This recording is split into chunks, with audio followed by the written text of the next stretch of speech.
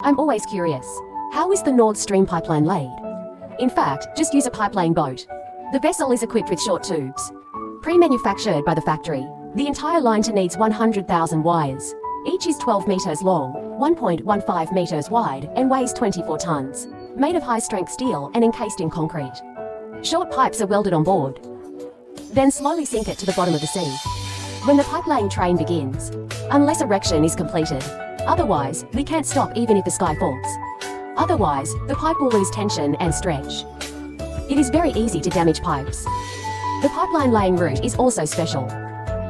It is impossible to spread pipes on extremely steep terrain, like this,